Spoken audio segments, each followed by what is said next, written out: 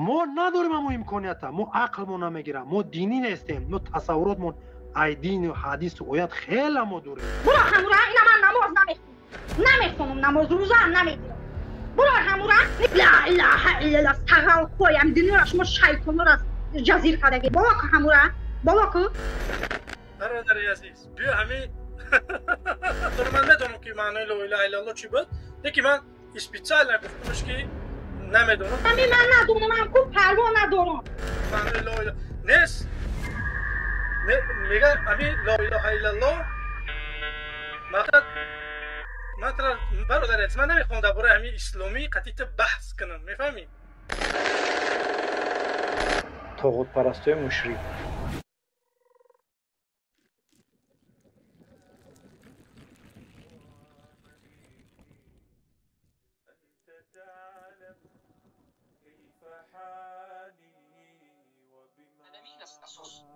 کفر به طاغوت ایمان به الله. همین دعوت ما زیادی این بسیاری از اهل بدعت را رنجانده، طاغوت پرست را رنجیده، حزبی ها از ما رنجیده. اینها زیرا که مشرک هستند، مشرک ها از دعوت ما می رنجند. عازری های گمراه کفار از ما رنجیده، جهمی ها رنجیده، اشعری و ماتریدی که به کفر و دروازه های گوناگون واقع شدن رنجیده. البته که همه نمود قبولی ها رنجیده، هر کسی می رنجد برنجد، اما این راه ما باید ادامه یابد به توفیق الله سبحانه و تعالی، به کمک الله، به توفیق الله سبحانه و تعالی و به فضل و کرمش در این راه ان شاء الله می ایستیم و از هیچ کسی اجر پاداش رحمت رو انتظار نیستیم. کسی گفت جزاک الله خیرا، کسی نگفت بارک الله فیک، و کسی دشنام داد الی الله نلتقی، کسی دشمنی کرد الی الله نلتقی. در وقتی که به سوی الله رفتیم در نزد الله روبرو میشویم و در همون جا به این دشنام و به این تهمت و به این طعنه به این منهج همه به هر یک سخنش جواب میگن. انا همین است که انما نطعمكم لوجه الله لا نريد منكم جزاء ولا شکورا. وقتی که طعام میدادند سلف صالح، وقتی که طعام میدادند یعنی نیکی میکردن میگفتند که به ما رحمت نگویید، جزاک الله، یا دعا نکنید، ما این طعامی که میدیم لوجه الله میدیم، از شما نه جزا میخواهیم نه شکر میخواهیم. این دعوت ما عینا همین است، نه جزا و نه شکر، این به خاطر الله است سبحانه و تعالی.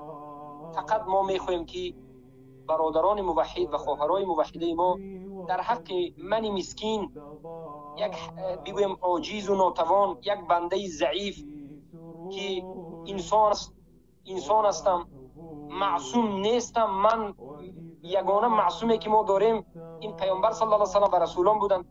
من معصوم نیستم، من خطاکارم، من گناهگارم، من عاجزم، من یک بنده هستم.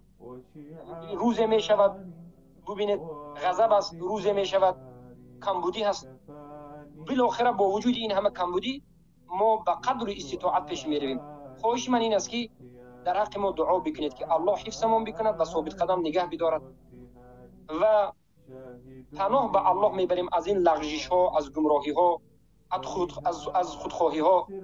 الله میگیم که قلب ما را از نفاق، عمل ما را از ریا پاک کند و نشود که ما برای شما یک کپرک پول باشیم، شما به بالای ما روید به جنت و ما به جهنم. اعوذ بالله. پناه به الله میخواهم، پناه میبرم از کپرک شدن و پول شدن برای مردم، بلکه من جنت الله را میخواهم، رضاگی الله را میخواهم. این عمل به رضاگی الله هست. از همینجا دعا بکنید که ثابت قدم باشیم و حسن خود نصیب بکند. اما شما ما را معصوم نگویید و ما غلو نکنید. چیزی که به حجت گفتیم نظر بکنید، چیزی که بدون حجت گفتیم ترک بکنید. خطا کردیم بگوید که خطا کرد انسان است. درست گفت خطا کردم از من است و از شیطان است. درست گفتم از جانب دین شریعت گفتم، به حجت گفتم، قبول بکنید و همین است. همین است. بارک الله فیکم. یگان چیزی دیگری نیست، یگان چیزی سخت وزنین هم نیست. با همین صحبت خود امروزه را میرسانیم. سبحانك اللهم وبحمدك اشهد ان لا اله الا انت